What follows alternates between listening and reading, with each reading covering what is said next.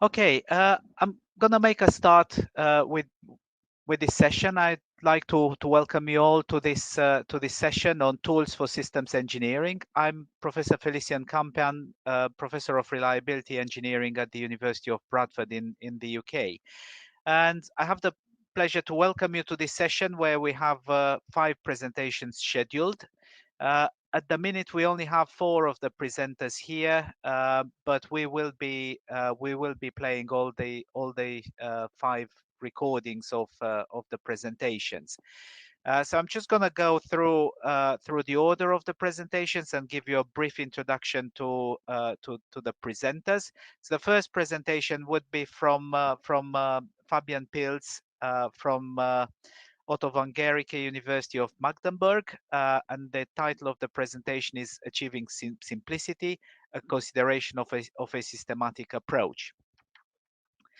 The second presenter and presentation is Soufiane El Fassi, who's currently a PhD student in Advanced Engineering Design Group within the Center for Aeronautics at Cranfield University. And his presentation today will be on an assumption network-based approach to support margin allocation and management. The third presentation will be from Iban Retolaza. He is from EPFL, École Polytechnique Fédérale de Lausanne, and he's a mechanical engineering and in the mechanical design, and he's currently the mechanical system design leader. He collaborates in a lot of industrial projects. His presentation will be inspired by this. The presentation is on the development of a new design methodology for large size products based on DSM and DFMA. The fourth presentation is from Aksam Idrisov. Aksam is a PhD student in Engineering System Design Group in the Innovation Division at DTU, Technical University of Denmark. His presentation would be on visualizing systems, mapping system features, and interactive information visualization in design. And finally, the final presentation will be from Simon Rapp. Simon is at Karlsruhe Institute of Technology. He's got a master's from KIT, and he is currently a doctoral researcher at the IPEC, working with Professor Albert Albers. The title of his presentation is Proposing a Generalized Description of Variations in Different Types of Systems by the Model of Product Generation Engineering, PGE. So with this, I would be grateful if the moderator could stream the first presentation, Achieving Simplicity, a consideration of a systematic approach, Fabian Pilz.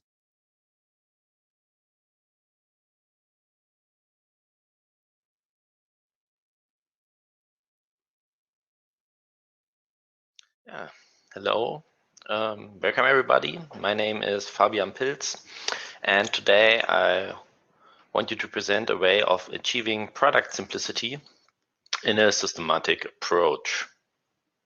So first of all, I want to give you an overview of the advantages of simple products and discuss the individual influences of attributes that build a simplicity in product development. Also, I want to define a comprehensive definition of a simple product for the user and also the provider's perspective, and in the end, give an example of a systematic approach to evaluate simple products. So achieving simplicity offers several advantages for the user and for the provider. For example, for the user, we have a quick and better understanding of the product context, resulting in a fast learning and the usage of the product. And of course, because of this, we have a reducing chance of operating errors and a higher user acceptance. For the provider's viewpoint, we have, for example, a reduced assembly effort due to simplified shapes. And functional principles as well as simple forms support the predictability of both product performance and behavior. So yeah, to describe simplicity, we have investigated 9 attributes of the integrated design engineering that describes characteristic properties and features of the product throughout the entire product lifecycle. We have investigated 5 attributes for the user and 4 attributes for the provider viewpoint. So for the user, we have attributes like product gestalt, functionality, usability, availability, and also, of course, the reliability. And for the provider's viewpoint, we have the producibility, the maintainability, the sustainability, and the profitability. The better these 9 attributes are, the better is the simplicity of the product.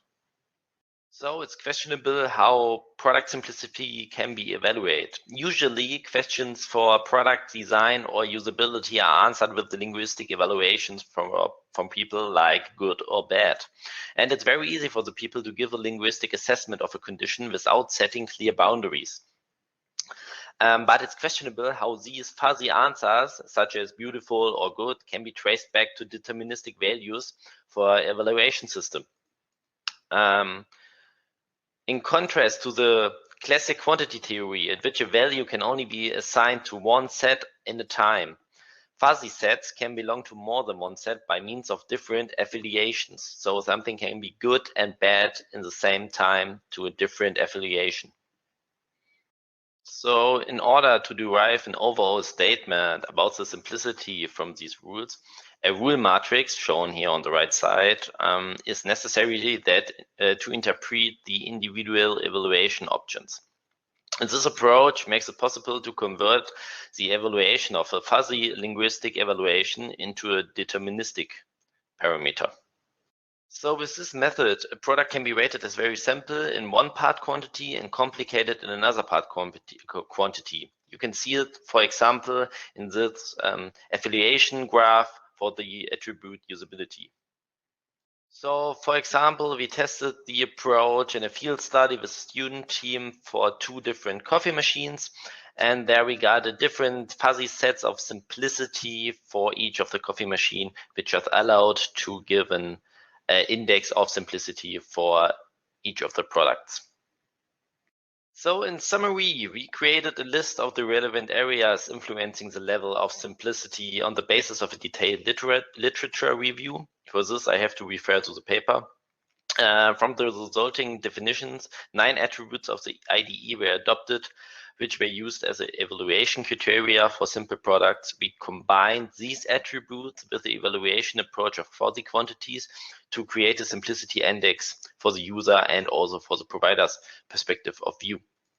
In the next steps, a further verification of the affiliation function will be necessary because their quality has a decisive influence on the final result. And moreover, it is questionable what influence the user experience and the knowledge have on the evaluation of the simplicity of a product. So here you can see my references I used for this live, and thank you very much for your attention.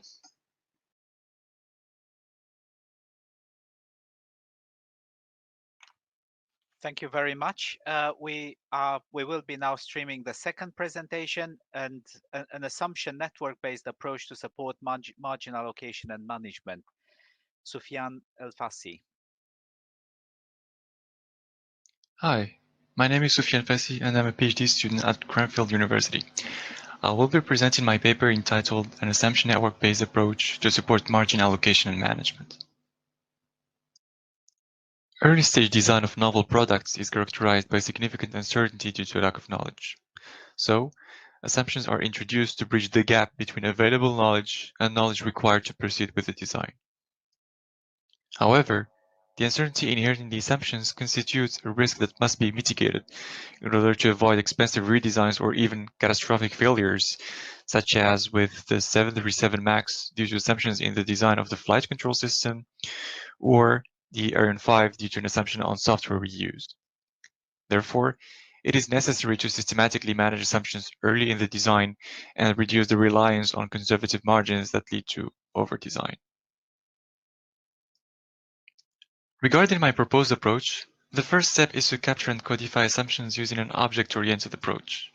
Then, the uncertainty inherent to each assumption is assessed based on the strength of the background knowledge, followed by capturing the dependencies both amongst assumptions and between assumptions and other architectural elements. Then, all the aforementioned steps lead to generating a graph theoretical structure called an assumption network. Now, the network is to be maintained when new knowledge is acquired in order to keep consistent and up-to-date records of the assumptions made.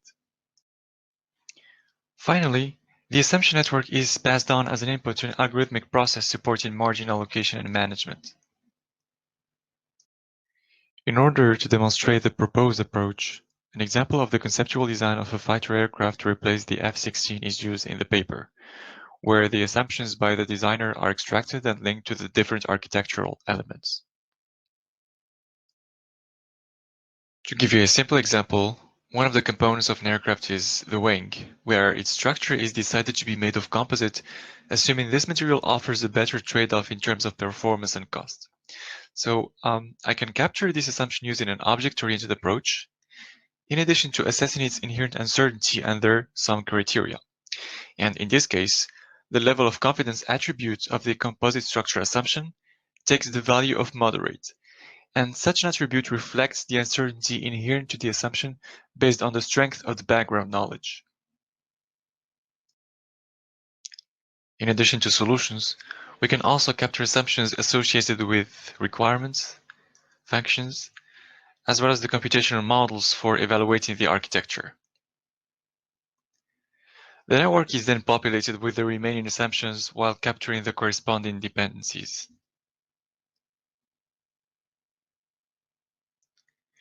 Additionally, assumption dependencies in the form of conflicts can also be captured within the same data structure.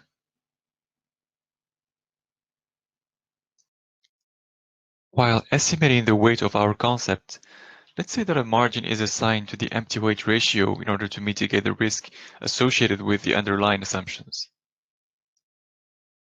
Then, later in the design process, higher fidelity models for performance assessment and cost analysis are used, and the assumption on using a composite structure is validated. The decision maker is then automatically informed to reduce the margin on the empty weight ratio as a result of a reduced set of assumptions to be mitigated. To conclude, a graph theoretical structure to capture assumption dependencies during system architecting has been proposed, and the explicit relationship between assumptions and margins allowed to support margin allocation management through an algorithmic process. One important challenge is to maintain consistency as the design process develops. This means that retracting invalid assumptions requires revising all the affected assumptions and decisions in order to resolve arising conflicts. However, such a task could become manually intractable in the context of complex systems design. Therefore, I will be developing methods to support belief revision in a systematic way. Additionally, I will evaluate the impact of the developed support on design practice. Thank you.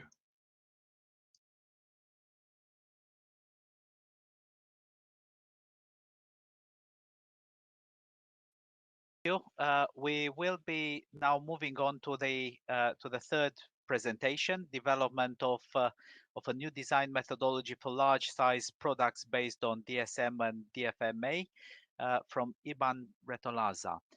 Can I please ask the audience if you have questions for the presenter, start to type those questions in the chat. Thank you. Please. Yeah. Hello, everybody.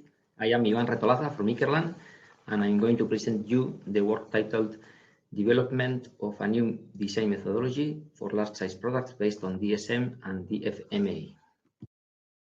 Let me give you a brief introduction to Ikerland. Ikerland is a technology research center based in Mondragon, and it's part of the Mondragon Group and the Basque Research and Technology Alliance. And we work for multiple sectors where the final product is installed and maintained on site, such as windmills, heavy machinery, solar panels, elevators, etc. There you go, the agenda of my presentation. Let's start. The major impact on the total cost of the large size products is on their installation. And based on the bibliography, we realized that a relevant reduction of costs is obtained by applying modularization to install this kind of products. There are lots of well-known DFX methodologies, but most of them mass production focused and adapted to in-factory processes. Non-known DSM-based methodology focuses on the installation process of large equipment.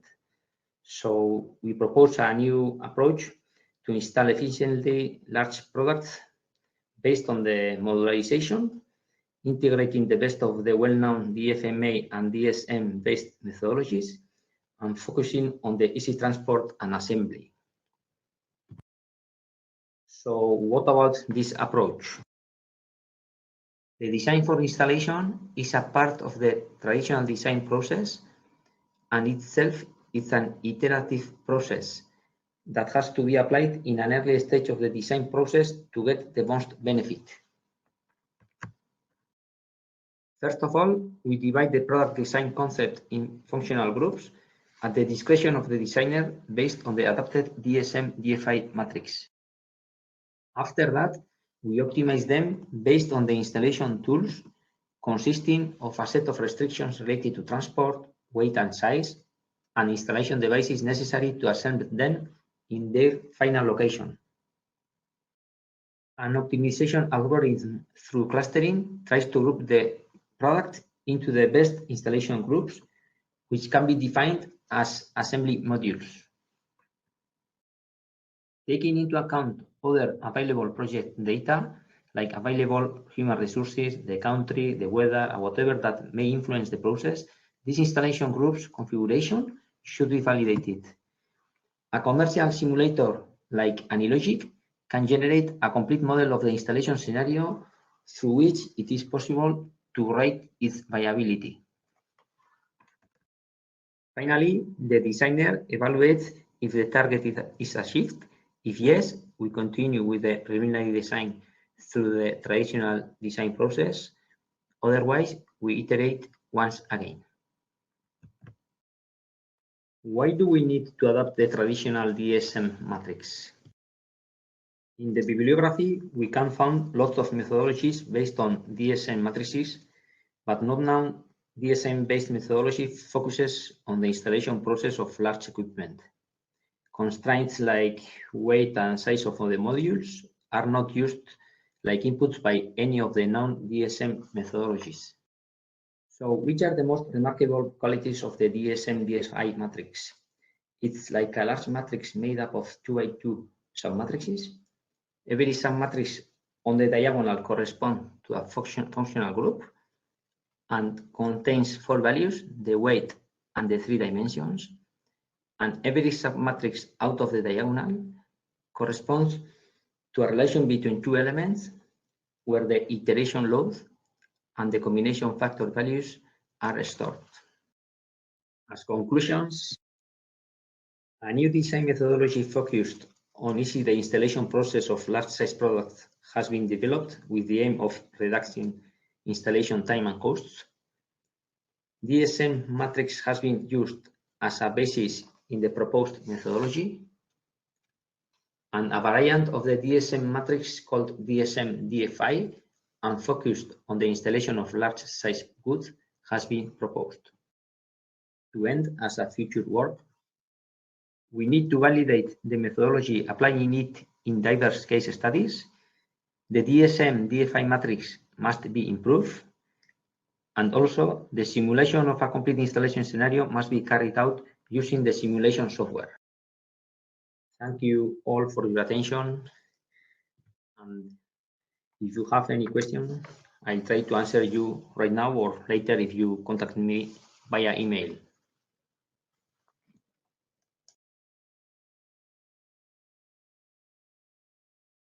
Thank you.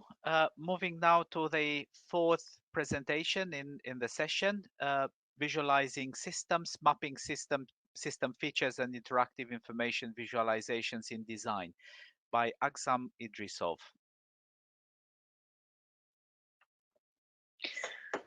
Hi everyone, my name is Agzam Idrisov. I am a PhD student at Technical University of Denmark, Engineering Systems Design Group. So today I'm going to be talking about our work on visualizing systems, mapping systems features, and interactive information visualizations in design. So as you all know, product information in design is quite complex. First of all, it's heterogeneous. So we have different kinds of requirements, descriptions, and across different kinds of software systems such as PDM, PLM, and others. This information also spans multiple design domains such as hardware systems, software, electrical systems, and they're all intertwined between each other. Finally, this product information is also quite dynamic. For instance, a change in a single requirement can lead to a change propagation within the whole architecture.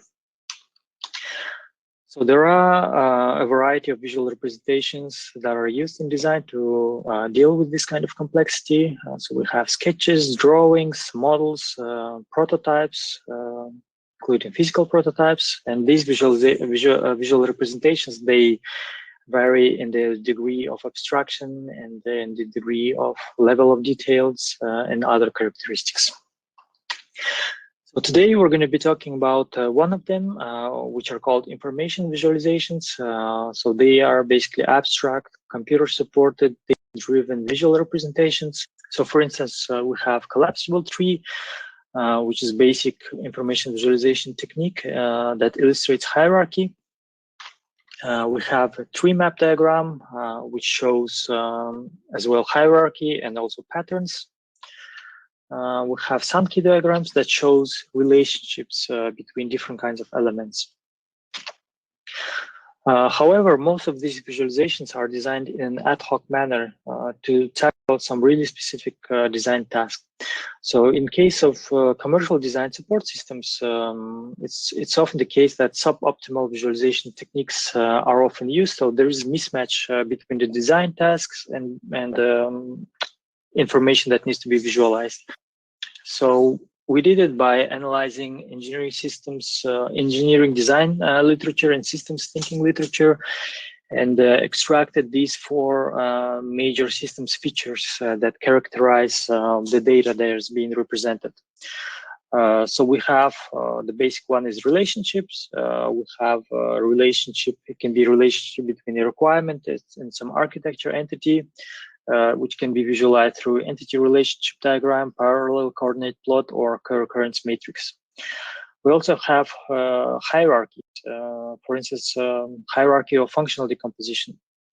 It can be visualized through a tree diagram, tree map diagram, or a sunburst if you want to show the amounts as well. We also have patterns, which can be clusters or trends, which are visualized through scatter plots or heat map diagrams and other visualizations.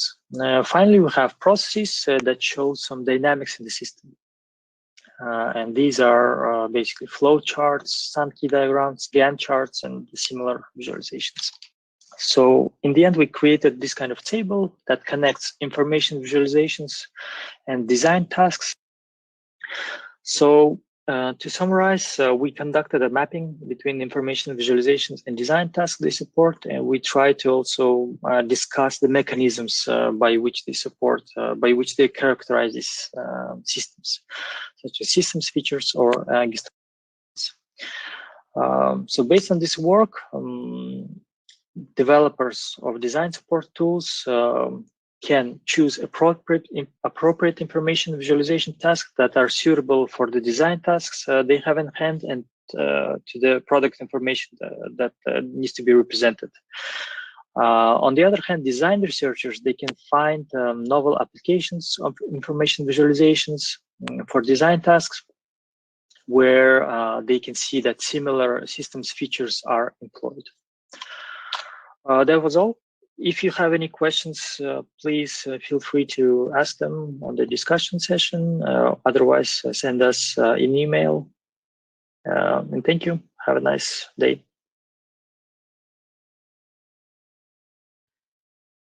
Thank you. And now finally, the last presentation in this session, proposing a generalized description of variations in different types of systems by the model of product generation engineering by Simon Rapp from KIT. Welcome everyone. My name is Simon Rapp and I'm giving you an overview over the contribution proposing a generalized description of variations in different types of systems by the model of PGE product generation engineering. The model of PGE describes the development of new systems with two basic statements. The first one is there are always references that are used as a basis.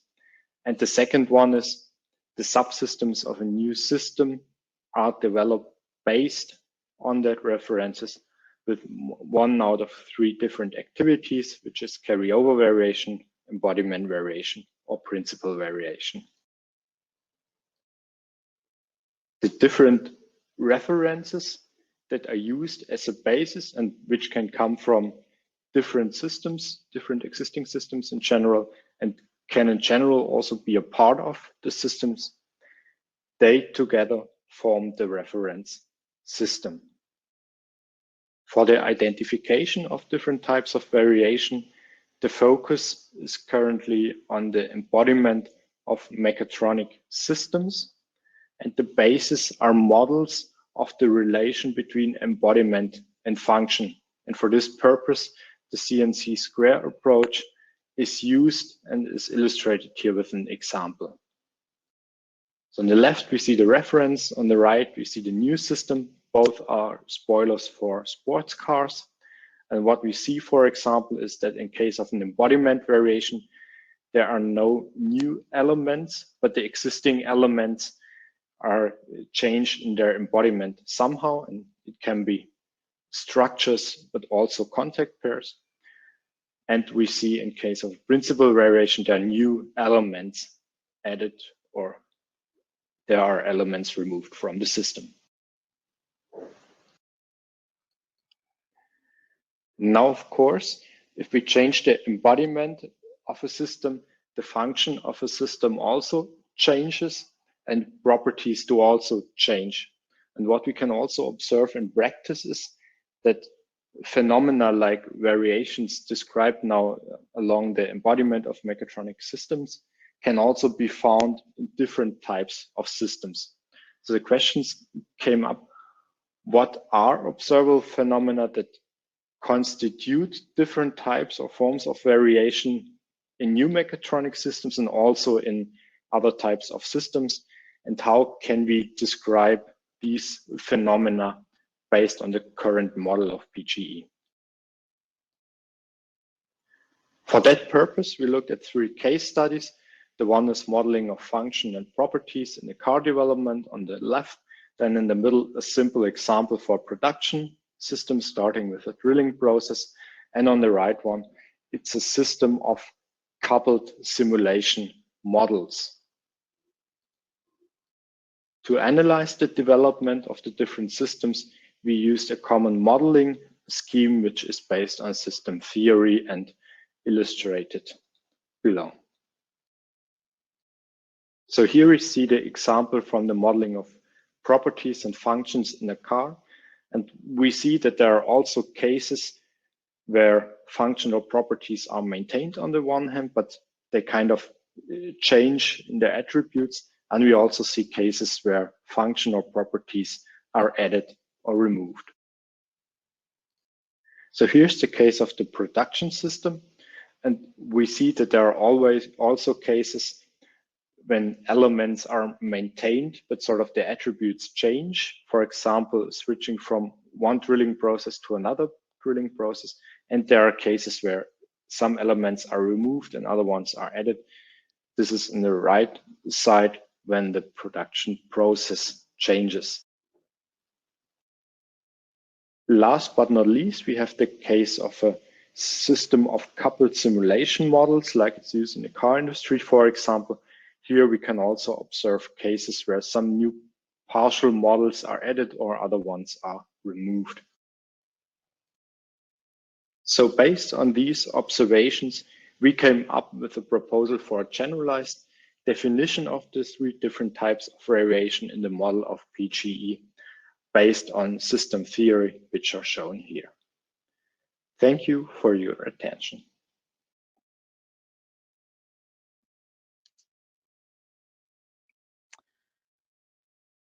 Okay, thank you to all our presenters for putting together this this very nice recorded presentations. We are now moving to a discussion, and I would welcome the contributions from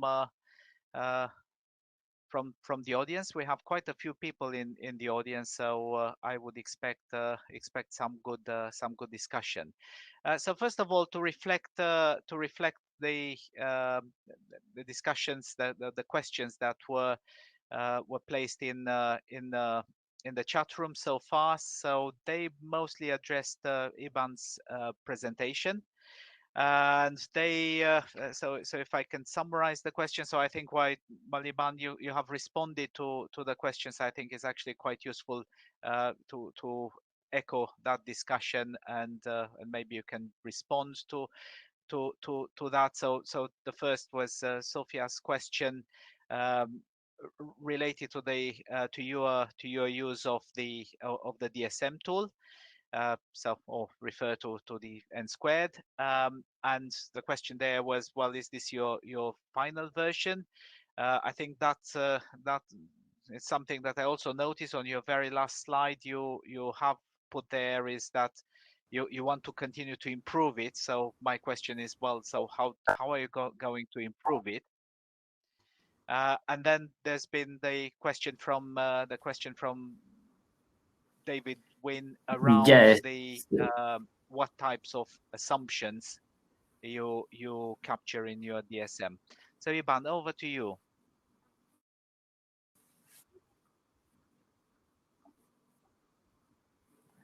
Yes, Sophia's question was related to the N2 diagram, if we are using or considering it or not. Not yet. I mean, we are just using this bottom triangle of the DSM matrix or DFMA matrix to consider the interaction between components.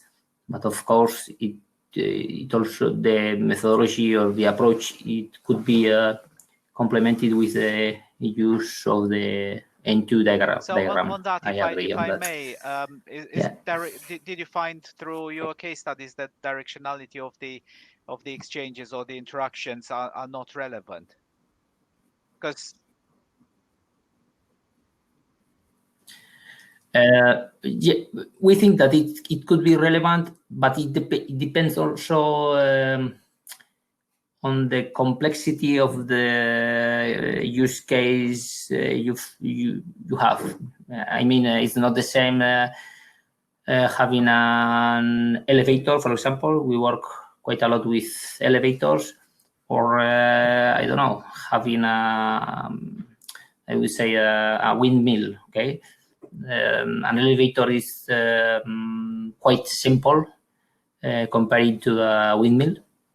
And we work also with windmill manufacturers, but we didn't still validate the methodology with such a case study. For elevators, we did some exercises, and it works quite well. Of course, we could improve it, but it works. But as I told during my presentation, I think we have to validate it with different products. Okay. And can you sort of cover an answer to David's question, or an overview of your answer to David's question? David, sorry, David what was the David question? Whether your method handle assumptions about relationships or but just parameter values. But Yeah, that sorry, works but for me. I think Oh, that that it was Soufiane. for I'm sorry. Soufiane. I'm really or sorry. It's okay. I'm really sorry. No worries. I'm really sorry for the. yeah. Okay. Okay, Soufiane, do you want to answer the question? Sure. So to answer David's question, yes, my approach handles both types of assumptions. So for the assumptions on the parameters, this would translate into assigning a margin on the root nodes of the computational graph, whereas the assumptions on the computational models, which David is referring to as the relationships, it would correspond to assigning margins on the intermediate and the leaf nodes on the computational graph. Mm-hmm. Okay, thank you. Any other questions? So there is a question that is for Aksam. Did you encounter any case of interactions with the original data via the visualization? So adding, removing elements, or mostly interactions with the visualization itself, changing colors or positions. You able to comment on that, Aksam? Sorry, we still can't hear you.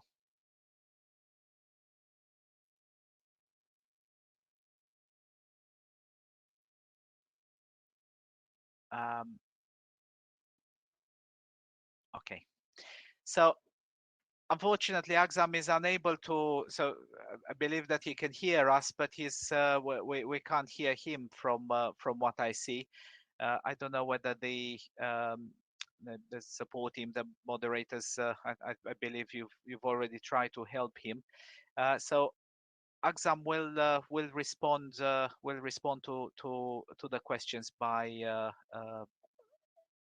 typing in the chat. Iban, if I can go back very briefly to your design structure matrix. I'm sorry for the confusion. I just had a few things coming on my screen that completely distracted me for a minute. But what I was reflecting as I've looked at the detail of the way you, so first of all, the point about using the full n squared or just the bottom half of the DSM, from what I've seen in industry, is actually quite common.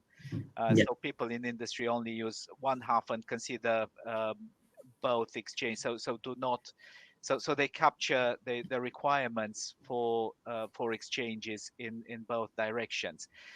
But what I've seen in the modification that you've put to the DSM is that you've actually, because the standard, if you refer to the Pibler and Eppinger framework, which is one that you have referenced there, they characterize, they describe the relationships in the DSM in terms of spatial, energy, material, and information. What I've noticed is that you've actually captured those requirements in terms of some of the attributes that you have identified. Have you actually developed the taxonomy for what these are to replace energy, material, and information, or? Actually, we try to formulate some analytic equations for different kind of interactions. Mm-hmm. I mean, if it is bolted joint or adhesive joint or welded or etc. And we are trying to characterize and to put it in an analytic formula or equation, and to have let's say a more objective value to compare them, because what we think is that nowadays it's these iterations are evaluated more based on the experience or more in a subjective way. and that's why we are trying to put them in or to sum up them in a value, but something that it's resulting from an analytic equation. Yeah, okay, I understand that. So basically, the way I understand it is that you're actually going and do some more detailed modeling as associated with each of the interactions in the DSM. Yeah, that's the objective, but it's not easy because, as I said before, we have a very close collaboration with elevator companies, and we know very well this. We have a lot of data for characterizing some iterations, but not for others that we could have. I don't know, windmills or big machinery, etc. So I think for obtaining detailed data, you have to be collaborating very close from these kind of manufacturers or installers. I have also wondered whether you also consider including time, because you did mention that you do a systems dynamic modeling, so using any logic, and have you yes. But this is a little bit it's independent. I mean, from the methodology, you could use any logic or other different softwares, and with this software, you could take into account other data like human resources, etc. And this is the final stage to validate your installation scenario. Okay, once you have your installation modules and so on, but it's also necessary to do this simulation to validate the final scenario. Okay, thank you. I'm just now looking for other questions. So looking through the chat, hopefully I've not missed any of the questions. Does anyone want to ask any question? So I think we've had quite a bit of discussion with Iban. Unfortunately, Aksam can't answer the question, so you're gonna have to ask Aksam through the chat, and he will reply. I think there's been quite a nice discussion between Aksam and Inigo Alonso. Any questions either for Soufiane or for Simon?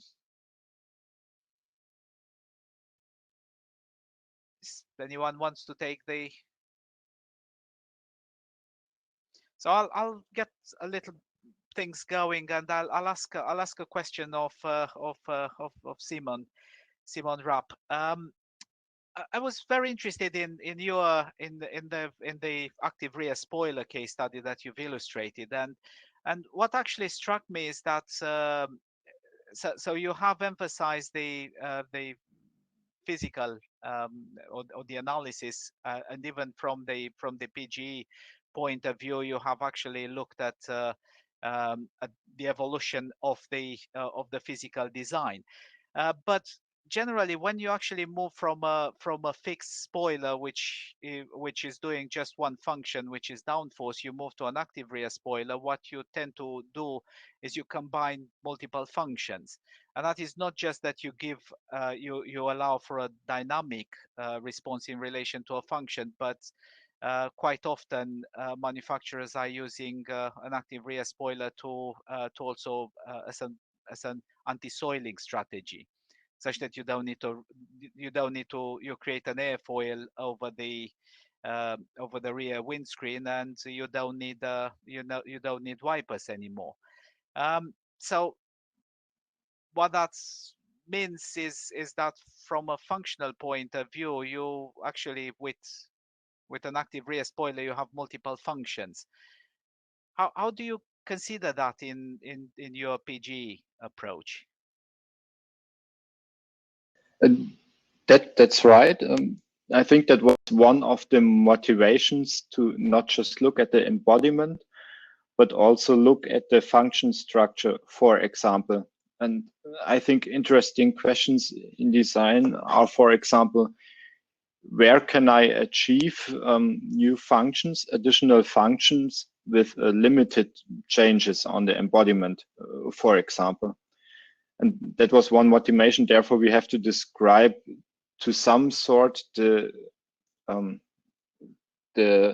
development of new functions and the embodiment separately, even though they are connected, of course. And that was one of the motivations to find indicators for variations in functions as well. And those indicators, they don't relate to the structures or contexts, but for example, to the formulation of functions. So kind of semantic analysis. So if you formulate functions with a fixed scheme, then you can see, okay, in the new generation, is it, for example, if the function is a noun and a verb, is it just a verb that's changing, or the adjective, or is it a completely a new phrase? That's then indicators which are not related to the embodiment, which give you hints about the development on functions. Okay, thank you. I'm just gonna take the question that that came straight there, and then we're gonna go back to Soufiane. But Simon, you have a question there. What do you envisage as the next steps for your approach? So we are quite curious, for example, when we make variations in the designing of a product, when we develop a new product generation, then these variations sometimes lead to variations in the corresponding production systems that are necessary. And that's, for example, a link that we want to investigate, like to understand why or when and why are leading variations in product design to variations in production design. And if we know that, we can use this information to evaluate variations for product, also considering the effect on the production system, for example. And for this purpose, then using the same ontology or model to describe it. That's, for example, purpose. Okay, thank you. Yeah, good point there. Soufiane, you have a question from Sophia, which is, could you mention shortly how you assess assumptions uncertainty? Can I just sort of ask you as you go through there, is because what I found interesting is that you talk about the assumptions, and I was I believe is assumptions a term that is specific to aerospace, and or is it, so what's the relationship between assumptions and requirements? Because you start to identify requirements, but actually specifying requirements is a process that takes quite a bit of time, and it matures through the design process. So I have an automotive industry background, and the assumptions are, there are assumptions there, but they are using a meaning something completely different, rather than this development and maturation of the requirements. That's the way I would, or requirement specification rather. So if you can comment on that, and then look at how do you assess the assumptions uncertainty. Sure. So no, assumption is not specific to the aerospace design field. It's just part of the rationale behind defining the requirement or making architectural decisions. So it would be the same kind of assumptions that you would encounter, for example, in the automotive industry. Mm-hmm. Now, for the assumptions uncertainty assessment, I am using some guidelines and criteria for evaluating the strength of background knowledge, and these are related to three aspects. So we have how much reliable data do you have, how accurate your models are, and also to what extent do the involved experts agree on the assumptions made. And based on how you assess these different criteria, the level of confidence attribute of the assumption class will take one of three values: low, moderate, and high. And the reasoning behind that is that I keep track of the changes in the level of confidence in the assumption so that I can revise the margins later on as the design progresses and the more knowledge is acquired.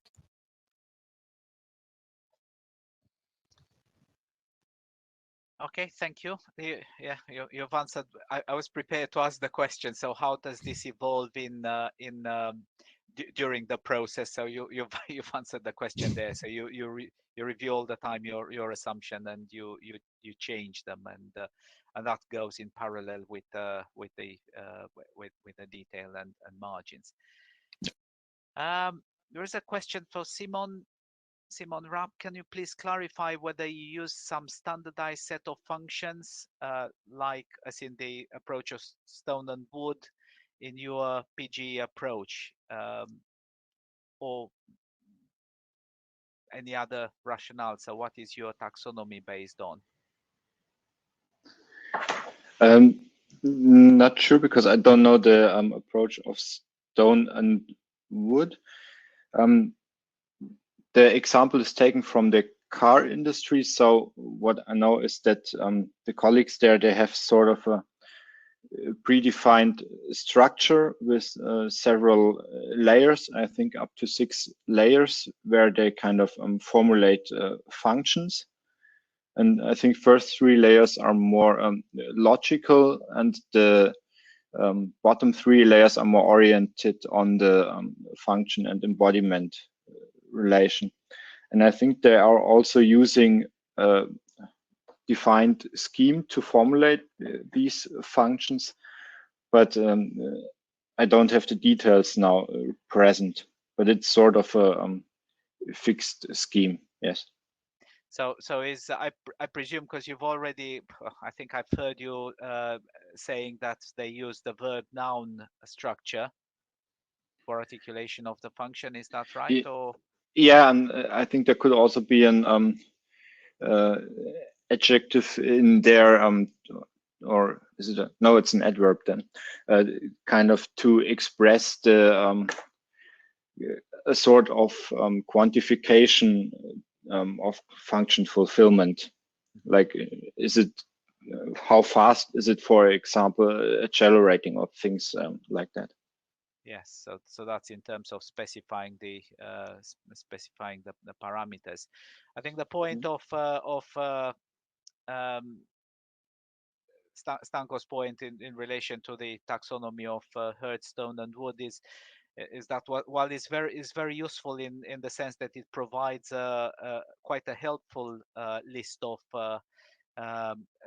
verbs to use, that's particularly useful in a taxonomy, because one of the problems when that I have seen in industry is you have quite a lot of variability in terms of articulation of the same function.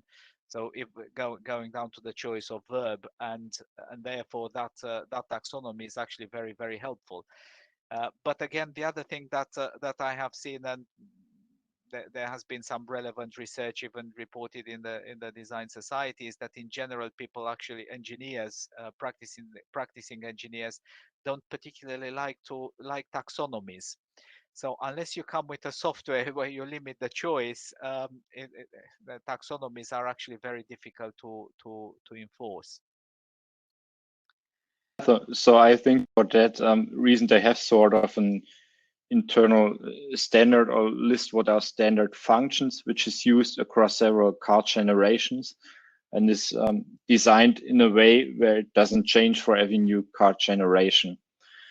But I think it's more like, in this case, the company and best practice approach, without explicitly referencing some literature with standardized functions. Yes, thank you very much, and yeah, that is indeed a very good point, because I think that's actually a good practice if those functional requirements and the associated requirement specification maintain their definitions over product generations. I think that's perhaps one of the biggest, quite a big strength that comes from this work. Because one thing that I've seen is even for contemporary models, different design teams working on different models would articulate things differently, and that actually makes it quite difficult to maintain communication between teams. I think we have time for maybe one or two more questions. Does anyone want to take on the microphone and ask a question? There's probably just one.